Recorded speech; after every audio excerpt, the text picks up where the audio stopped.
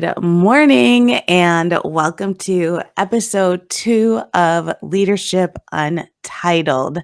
Thank you so much for understanding. Last week, I was a little bit under the weather and so could not go live. That's one of the joys of having a live podcast is that it just depends on how I'm feeling and how I am looking as well. Today, I'm a couple of minutes late, and so I apologize for that. We are celebrating the birthday of our 4-year-old today, and so that was how we started the morning. I was hoping that perhaps she might sleep in since she went to bed a little bit later than usual, but here we are. She knew it was her birthday. She was up bright and early, so took some time to celebrate her. I want to talk about all areas of leadership, especially from a female perspective. There is no need to hide the parts of ourselves that mean sometimes the most to us and hopefully the most to us. I've shared in the reason why I'm doing this podcast, why I am sharing my voice is because of my 2 girls and how they inspire me. So I will be sharing every now and again updates about them and what's going on in our lives, because that is part of who makes me who I am and how I show up each and every day. So again, welcome to episode 2 of Leadership Untitled. Today, we are going to be talking about burnout or exploitation. We are jumping in to the conversation about the Great Resignation. And I'm just going to be looking over here for a second for those of you who are not. There we go. For those of you who are listening to me, great. I'm also doing this podcast live on LinkedIn, so I'll be occasionally asking for comments and everything else. If you happen to be listening to this on any of your podcast distribution stations, I welcome you as well. And you can feel free to join us on LinkedIn Live every Wednesday. I will be changing the time. So we're going to get all of our announcements out of the way. I will be changing the time to Wednesdays at 9 a.m., not 7:30. Again, Wednesdays at 9 a.m. So, and of course, I'll be sharing more updates, sending out reminders so that you can be sure to join. And again, if you are joining this as a replay, I welcome you, or listening on a podcast distribution station, I welcome you too. What is Leadership Untitled? Here on this podcast, we talk about how to refine your leadership skills, how to gain momentum in our careers, navigate corporate politics, while we discover the joy and confidence that we feel when we are giving our best at work and how that feeling manifests itself in other areas of our lives. You are all welcome here. My focus is speaking to you, to those of you who are Black women and women of color, especially. And I've shared in other podcasts why that is a focus for me and why that is important. And so please feel free to check out episode 1 if you missed it. Let's jump in and talk about it. I've got my notes here because there is a lot to share about the Great Resignation. There was no way that I was not going to be able to address it, just because it continues to have such a significant impact on our economy here in the United States, on our supply chain, and likely affecting and having a ripple effect throughout the world. So the stats that I will be sharing through this podcast all have to do with the United States.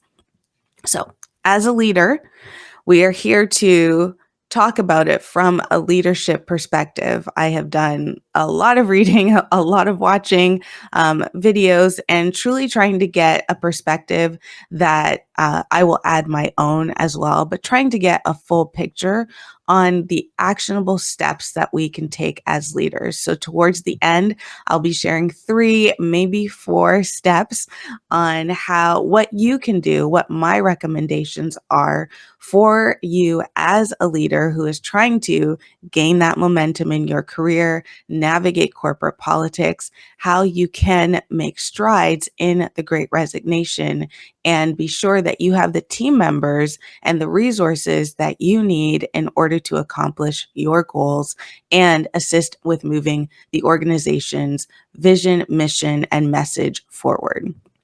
So if you are here, I would love to know how many people have not been affected by the Great Resignation.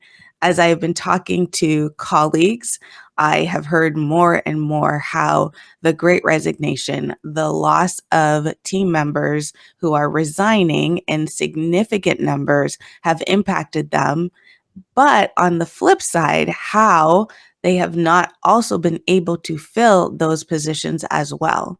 So it is 2 major, what's the word I'm looking for? 2 major shifts that have happened that have resulted in a lot of open positions that are unfilled and creating what experts are calling an employee favorable job search market. And that is something that we haven't seen truly in a very long time, or I, as a leader in my years of experience, have not seen this employee based, positive based job search market. And so what does that mean? How has that affected us? So before we jump in, of course, I want to give some stats about the Great Resignation. What we have seen with COVID last year, quarantine, remote work has shifted into, of course, 2021 with employees resigning in significant numbers. And what the experts have said is that it was definitely related to unemployment benefits, and that once unemployment benefits ran out or decreased, for sure, there would be a resurgence in employees coming back to the workforce, realizing that there is no choice. This is the way that work happens. And so they would be coming back in droves. We are here in November of 2021. Actually, it's December. It's December 1st. So we are here in December, and the trend has not let go. And in fact, in August, there was the highest number of voluntary resignations yet. 4.3 million Americans voluntarily left the job force in August, continuing to baffle experts, baffle leaders, because unemployment benefits have run out or have been significantly decreased. And that has not worked to return the workforce to complete applications, come and fill open positions. And why is that? We have heard over and over again the lazy narrative, which has been incredibly frustrating for me to hear because there are so many people who are working diligently for very little pay, and or pay that at least isn't enough to allow them to work one job, oftentimes working 2 and 3 jobs. And for some of these people, that's where a lot of the resignations have been occurring, is at that lower end of a pay scale. They have said enough. And so labeling them as lazy is, to me, disrespectful and shades and doesn't truly take a meaningful and true constructive look at the situation. The second one is that employees have turned greedy. They recognize the market. They see that they have power in being able to negotiate for positions that have been open for months and months, and companies are feeling the pressure of filling those positions. And so employees then are now greedy. I've heard it said by some leaders, I feel like team members are wanting to, or candidates are wanting to work 20 hours for $1 billion. And of course, that's a significant exaggeration and also doesn't tell the full story. The third reason that we have heard, and what is the topic of today, is burnout. Part of the topic of today is burnout, that employees have realized with remote work, the lack of corporate politics that they have had to navigate, the ability to show up to work remotely, but to be themselves fully, authentically, and realizing how not being able to be themselves, having to put up walls and barriers, especially for people of color, with the subtle racism that they experience on a consistent and regular basis, and realizing the toll on their mental health, that they have said, enough is enough, I'm leaving. And so we have all tied those reasons into burnout. As I have listened to the experts from the leadership side, I've also spent a great deal of time reading articles, doing research, talking about the perspective of employees. So the perspective from the employee side, and why they are leaving. Because as this conversation happens, truly, this is one that can't happen from just a leadership expert, top down view. We have to see what our employees saying, and that is actually one of my tips. So sneak peek, that is one of the tips that, or spoiler alert, that's one of the tips that's coming up. But employees are saying just those reasons that I said: wanting to be fully authentic, wanting to feel that they have truly a role in their organization, that they're not a cog in the wheel. They want to be communicated to. They want to feel as though their presence, their work has value and matters. They want and are seeking balance. They recognize that the 10 o'clock at night text messages and emails, the 5 o'clock in the morning text messages and emails, and meetings that go until well past the usual work hours, but on a regular and consistent basis, no longer feeds the balance that they are needing. And they are saying that enough is enough. I had a quote, and let me just look it up here. While I'm talking, the quote on exploitation versus burnout, as I saw it, it was actually one of my husband's friends on Facebook who posted it, and then he shared it with me, and it was just so incredibly powerful and meaningful, and it is actually what prompted me to have this conversation this morning. And I apologize, I meant to have it up ready to go for this moment right now. This is real life. This is part of the beauty of live. So thank you all very much for your patience here as I search for it. I'm going to give myself another couple of minutes, another couple of seconds, not minutes, and then I am going to move on. Am I moving on? There we go. I found it. So this is from a woman called Maggie. I truly cannot appropriately pronounce her name, and so I will share her full first name and last name. I will update the post so that I can give full credit to her. But she said, why I prefer to use the term exploitation over burnout. Burnout makes it about worker feelings. Exploitation draws our attention to employer practices and policies which require structural solutions. We're going to jump into that, but I want to set the tone as I just shared that reason for burnout. And I'll read it again. Why I prefer using the term exploitation over burnout. Burnout makes it about worker feelings. exploitation draws our attention to employer practices and policies which require structural solutions. Now, one of the missing components that I have felt and haven't read a lot about, I had to go seeking for this information about the reason why also we have so many open jobs as we talk about the Great Resignation. And I know that this is not a voluntary exit of the workplace, but part of why there is such a vacuum of a vacuum of employees and open positions have proliferated is related to the loss of life from COVID.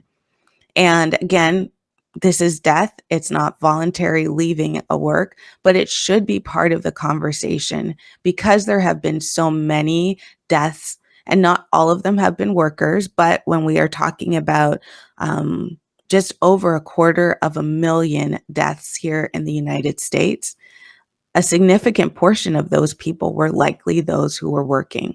And as I went to do and pull the stats, these are just rough stats looking at the deaths from ages 18 through to 65. So again, that's just based on general retirement. And of course, some people were work older, younger than 18 and older than 65. But we're looking at least 200,000 people who have died and who were likely in the workforce, which also contributes to that feeling, can contribute to that feeling of burnout from those employees who are left, helping to fill those duties, helping to fill those responsibilities. So I do think it's important to honor those people who were contributing and who lost their lives in this pandemic, and also recognizing the negative impacts that it has had on the team members who are left. One, from my coworker is no longer here on this earth, and what has been done to help support those coworkers who have lost team members.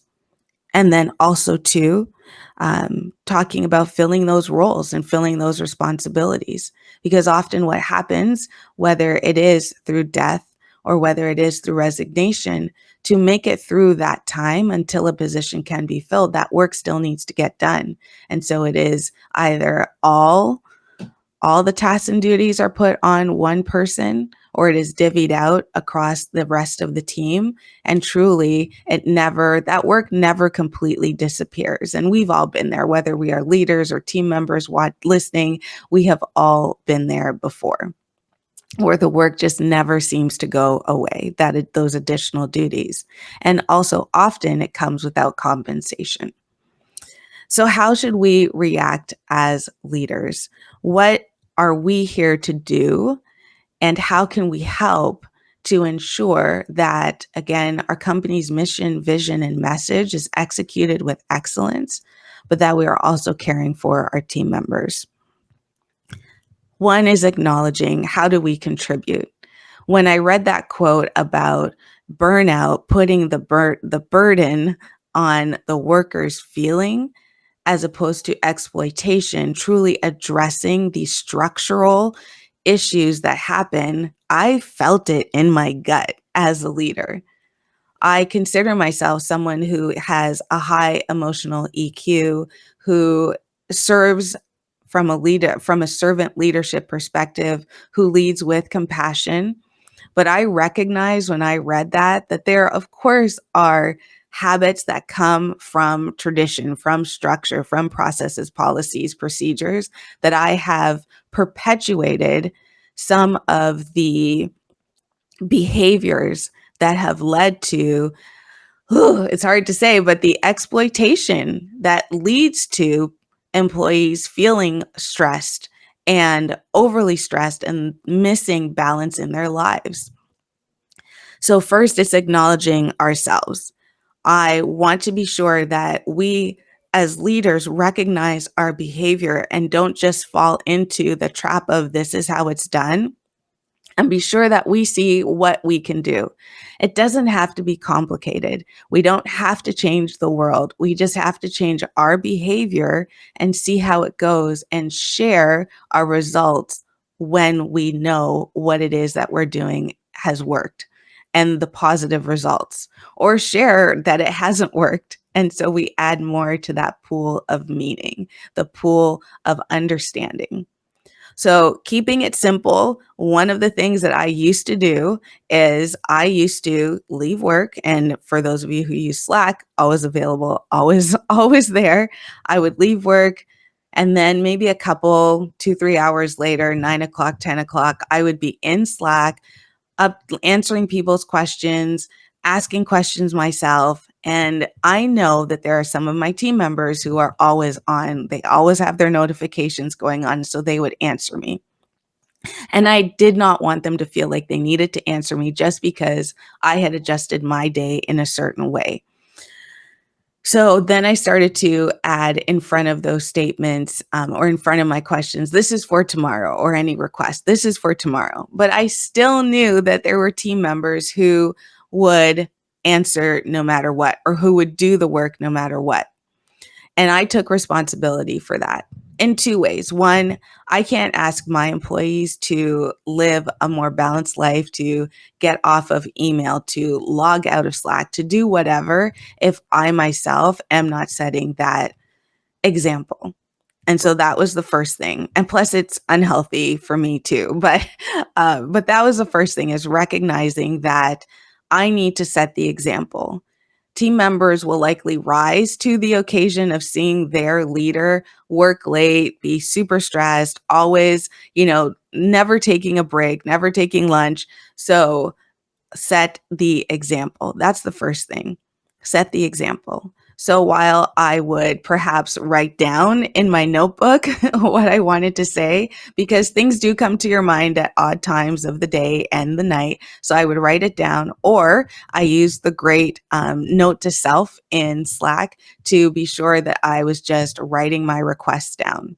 And then I discovered that Slack has an incredible feature where you can, well, they actually added it, where you can pre-schedule a post. And that helped me immensely. So I would be able to write my request in, write my response, write a question back, and schedule it for the next morning at 8 or 8:30 or 9 o'clock.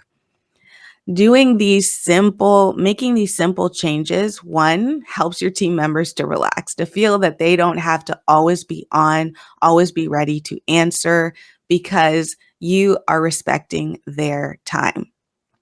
The burden should not be on our team members to set their boundaries for balance in life. Leaders, that is our responsibility. And if there's one thing that the great exploitation, the great resignation is teaching us, is that it is our responsibility to not just say, you have to be at work at 9 o'clock. You have to be here in office and not remote at this time. You have to, request your vacation off. You have to let me know a certain number of days in advance before you're going to be off. This is the way that we report this. This is the way that we do that. It is not just our responsibility to enforce those types of policies and procedures, but we need to have policies and procedures that set boundaries for the organization and how we communicate with our team members. That should be a policy.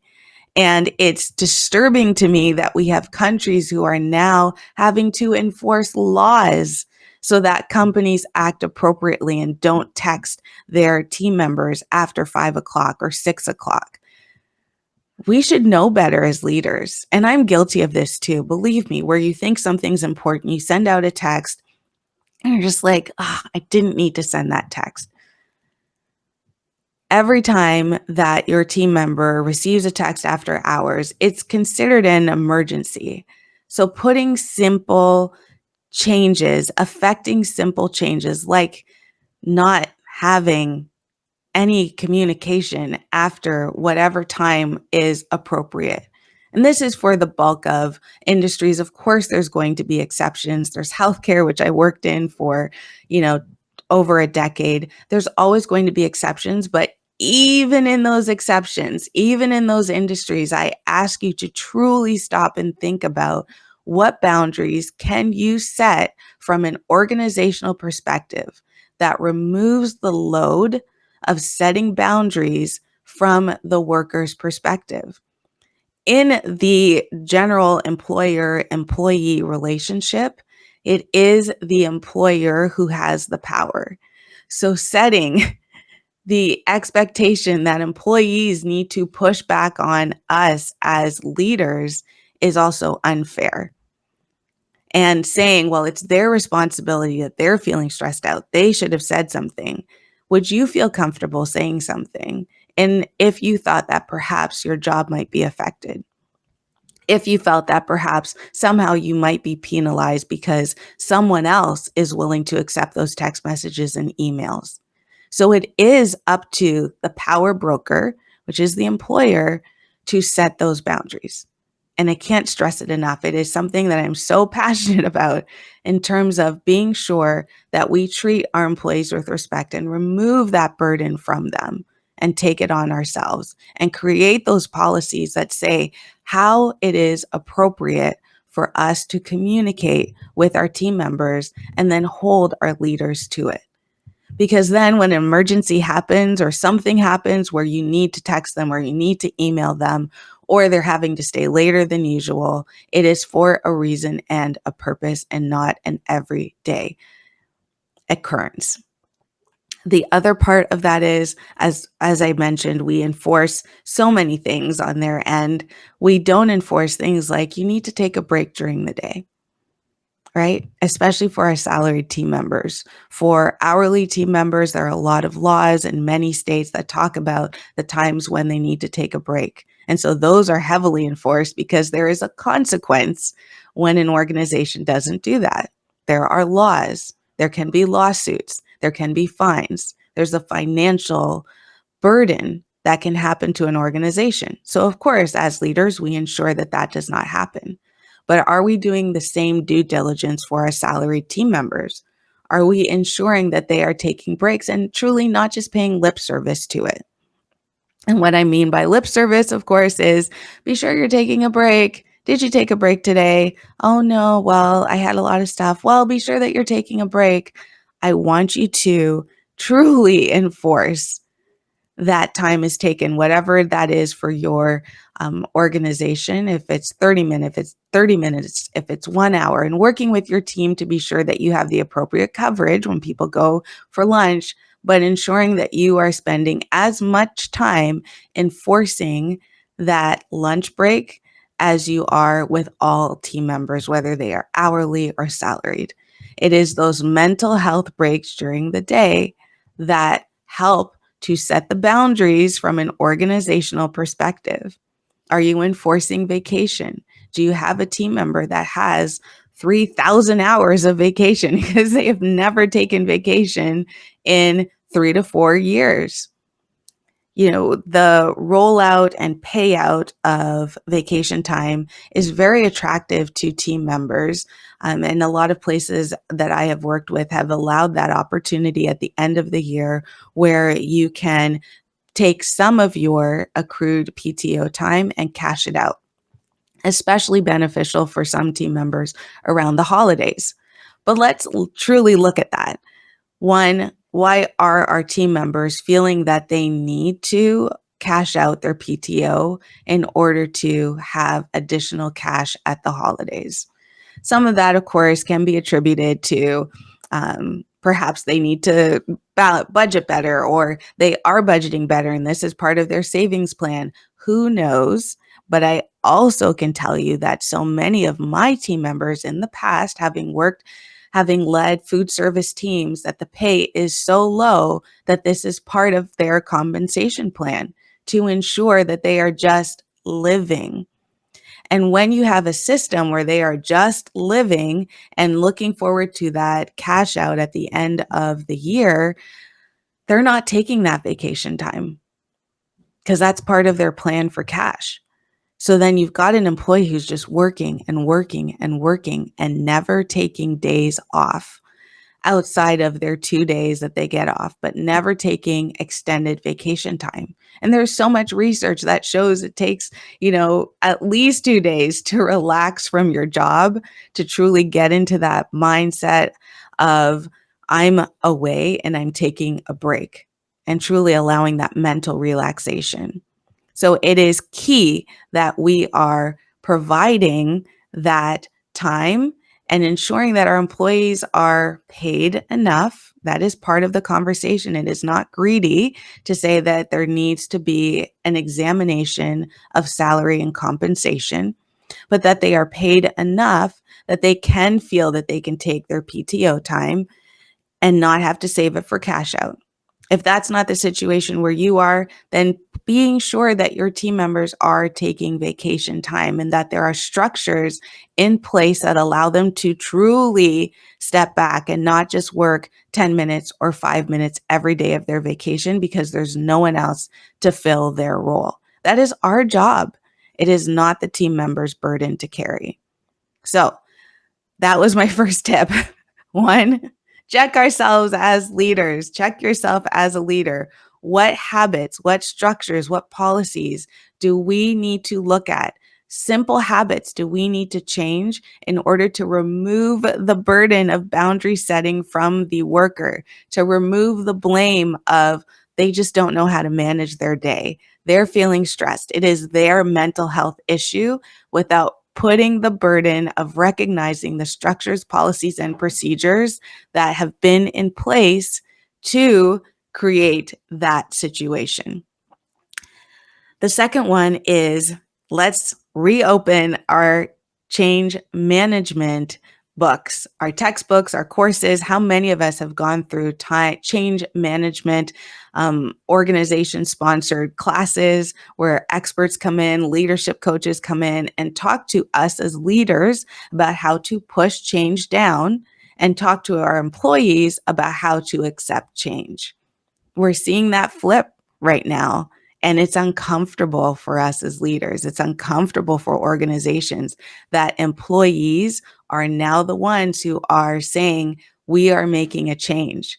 And as organizations, we are not doing a good job handling this change.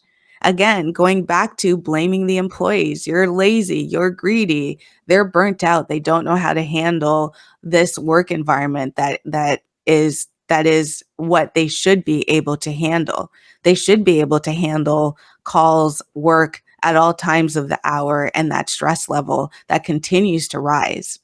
So we as organizations are not handling change management well. So we need to flip and take courses, review our past courses, our past textbooks about how to accept change and not just any longer looking at it from the fact that as leaders, we push change down.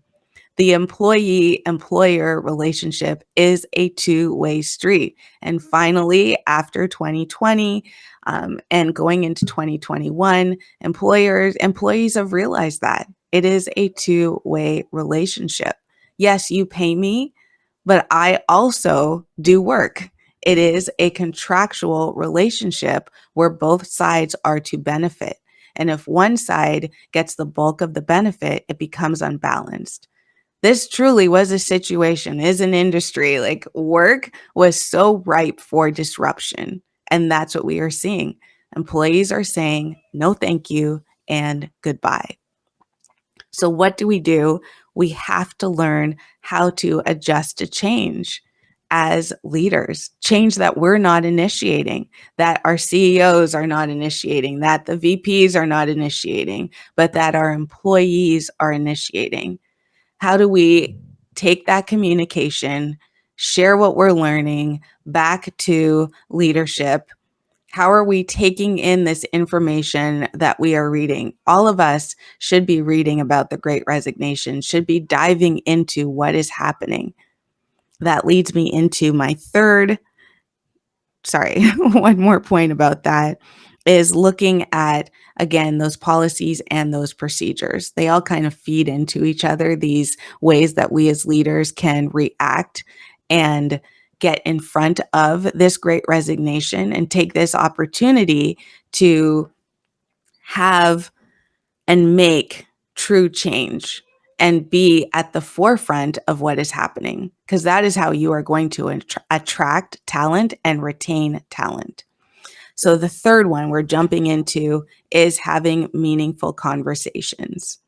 It is the conversations that you need to have. So while you can read, while you can watch videos, while you can dive into the research, you need to also have conversations with your team members, the team members who are there. If you are a company who has been able to go through and not lose team members, let me tell you, that is gold. There are so few industries that have not been affected by the loss of team members, through voluntary resignation, that you have something there. So talk to your team members. Don't be afraid to say, why are you still here? You want to find out, why are they still here? What motivates them, but also find out why they might be considering another job. And that requires trust building. So if you have not been an employer who has, or a leader who has had these conversations, understand it's going to take some time. It's going to take some creative ways to figure out how to find out what your teams are feeling, what your members are feeling. It can be anonymous. It could be starting with your supervisors, your managers, your directors, and starting and having those conversations and asking them to have conversations, and then truly keeping it anonymous, not treating people differently based on the responses that they give, if they share their names, if they share what is happening, but instead having meaningful conversations to find out. And not just with your current team, but also as you are interviewing, recruiting talent, finding out what would be attractive to them.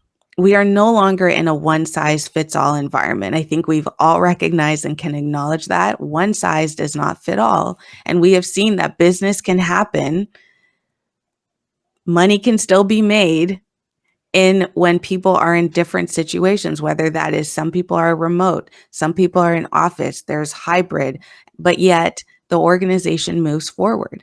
So let's truly talk about what does work for each individual employee. That takes time. I understand. But when you have 4.3 million Americans voluntarily leaving their jobs, the highest yet, then those conversations need to happen. One other interesting point that I came across just yesterday is, and another reason why team members may be leaving, is to start their own businesses. And having that conversation about addressing what is that creative outlet that an employee could be looking for. How can you use that entrepreneurial spirit that they may be feeling and giving them an outlet for that? What project could they be a part of? What new initiative could they spark? Having these conversations does not always mean increased compensation. And I think from what I have heard from colleagues is that it's always, well, if I have this conversation, they're going to want more money. Well, one, you should be open to having that conversation and not allowing there to be a stigma around saying, what is compensation looking like, and making sure that you're doing market research, that your talent team or your people team is consistently making sure that your compensation is competitive. There's nothing wrong with that conversation. However, not all employees are looking for additional compensation. They want to know that they are valued, and often value is rooted in their compensation. But talk to your team members and see, do they want to be a part of an initiative, a new initiative? What ideas do they have? Meaningful conversation around the Great Resignation, around why people are leaving, but also why they stay, what would get them to stay, is how you will be effective as a leader. And that is our goal, is to refine our leaderships. That is our leadership skills. That is one of our goals here on this podcast, and of course in real life. So pitfalls that I want to talk about real quickly as you're having these conversations with candidates, with your current team members, it is so important that you are sure that as you are bringing on new talent, that you are not creating situations of inequity, whether that is in compensation, whether that is in benefits, flexibility, resources, in for lack of a better word, desperation to bring new team members on.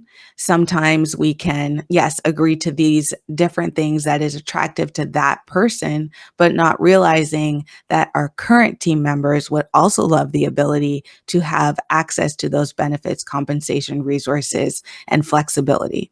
So please be sure that you are avoiding that pitfall, because in this situation, especially from this podcast, I never want to give advice that could potentially lead to inequitable environments. That is it. Let me know.